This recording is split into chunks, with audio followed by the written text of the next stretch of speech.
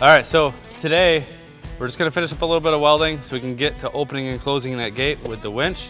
And we're gonna see some real progress today, so stay tuned.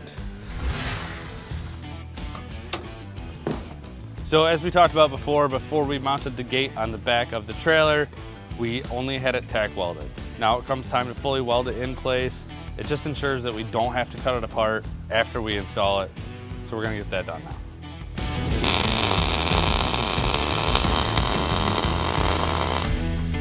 All right, so we're gonna weld the bottom weld so when we fold the gate down, we can access the rest of them. We don't have to weld on our backs upside down in the driveway.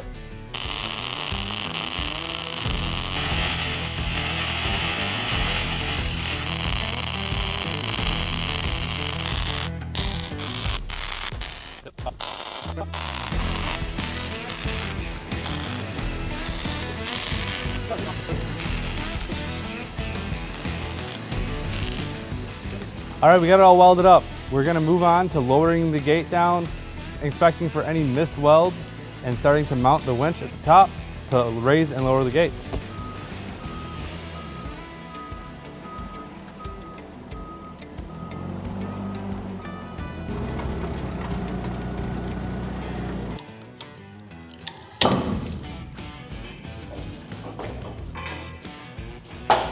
All right.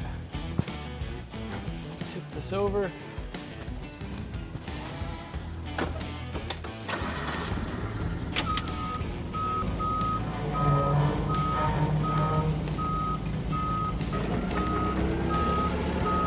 See this?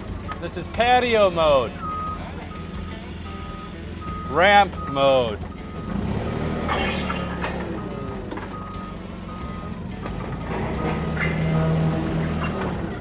So some of you might be wondering, we have this 4-inch drop off, which a lot of you know that's not an issue for an Alta 4 car, but it could be an issue for other things. Like when we use this as a patio and we raise it up, maybe we throw a grill on it at a regional race.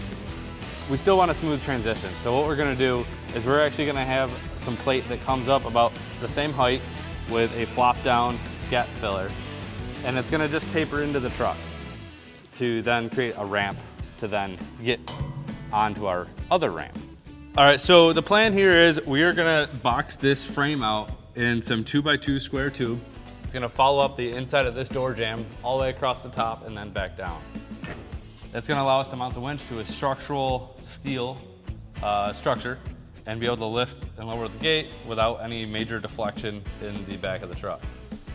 I had many ideas how I wanted to mount the winch. One of them was what we're actually gonna do is mount the winch in the middle.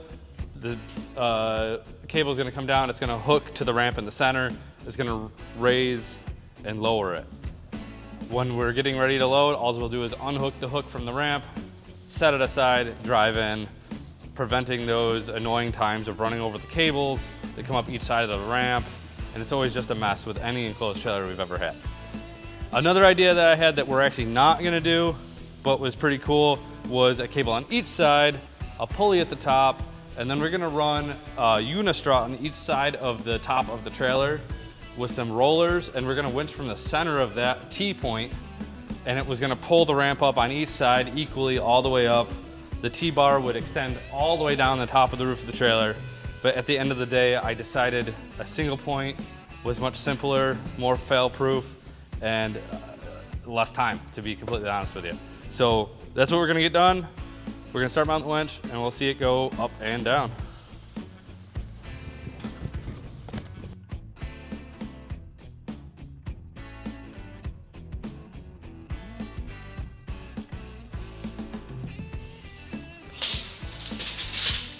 So I measured 98 inches for our header piece to hold the winch. Something I learned as a fabricator full-time is tape measures are always wrong, and so are marks. So I always make sure I measure off the blade. Takes a lot of question out of it, and everything fits real nice. I do want to thank Strong Hand Tools for these awesome sawhorses. They are, by coincidence, the perfect level for our Evolution chop saw, but they are heavy duty. I don't get afraid of putting any material on them. I used to use wood sawhorses just from Home Depot. you load a piece of 6x6 square tube on it, and you start wondering if your toes are gonna make it.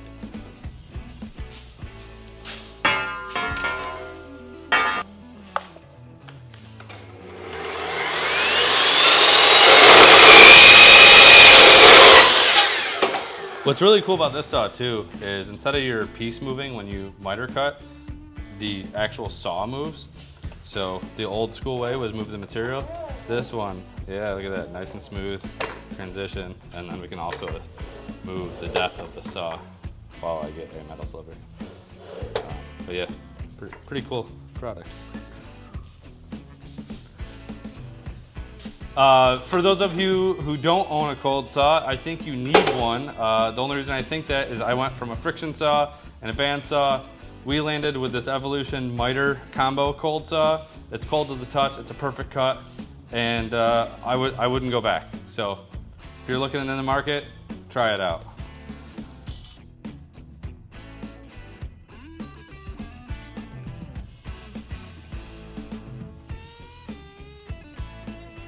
All right, so what we're gonna do is we're gonna take this winch plate, we're gonna mount it in the middle of the square tube. We're gonna offset it back so that when the door closes, it doesn't hit the fairlead. The door will be meeting this face. The winch will be welded on this corner with a few gussets coming up, and then we'll throw the fairlead in the middle. So in order to find center, we're just gonna pull tape. As everybody knows, find out the length, 98 inches. So what are we at here? 4'1".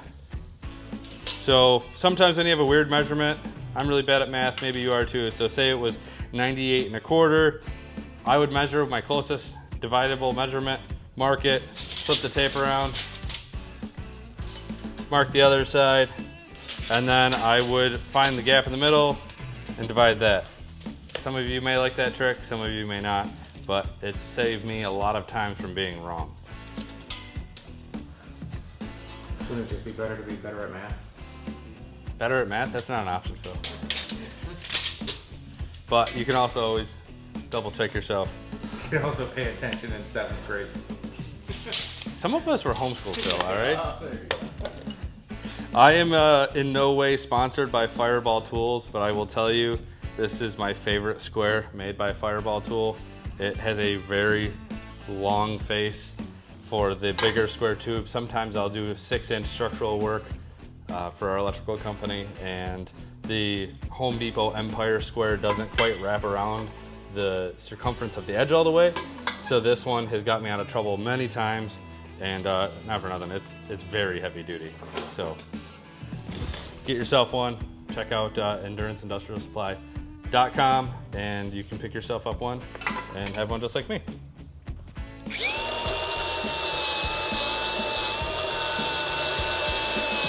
Just doing some thinking out loud here. This is the top of the header where the winch is gonna mount upside down. Winch running out here and fairlead here. Door is gonna come up and shut to this. So something I wanna add is I'm gonna make a plate on our plasma table to move the winch back further. And the reason for that is we need room for a hook.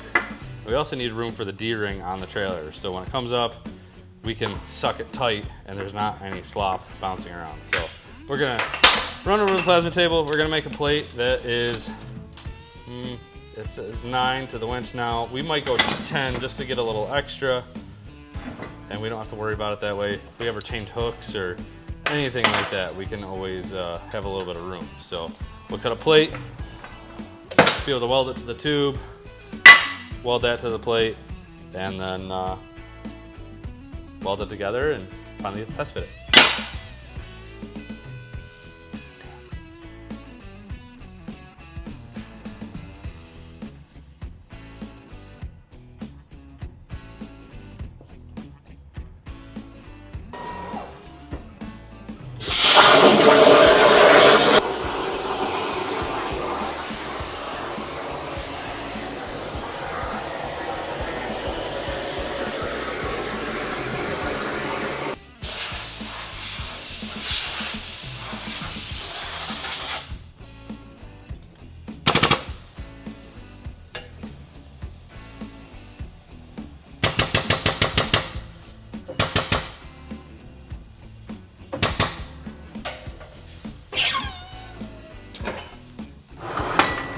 All right, so we got our plate cut out, put a little bend in it. The press didn't want to go full 90, which is completely fine. I just wanted something to be able to get a little gusseting out of. We're gonna stack these plates on top of each other, just like so. It's gonna bolt through the base of it, bolt our fair lead on, and it's gonna accomplish exactly what we were looking for. So we're gonna grind this up, get it welded on, get that plate on, mount the winch, mount it on the truck.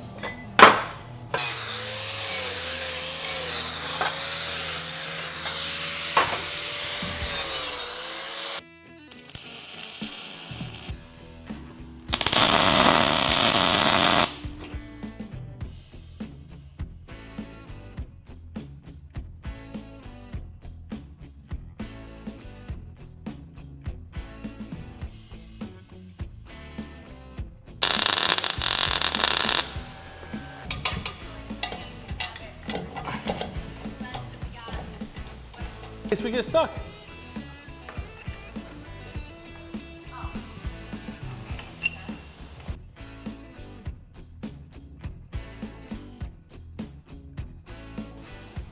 Tack forward here at one track. Thinking about the plan.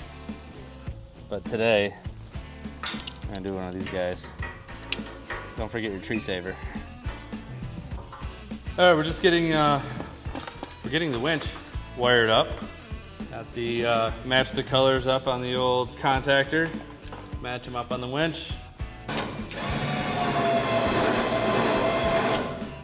Ooh, she heavy.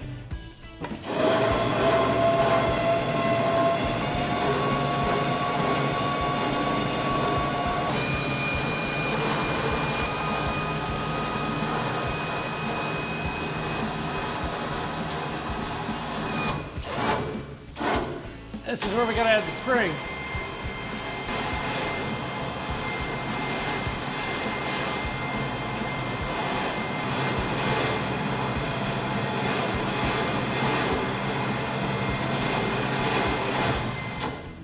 And there we have it. A winch, a gate, a trailer. Stay tuned. Next time, you'll see this gate finished. We'll be moving on to the fun stuff.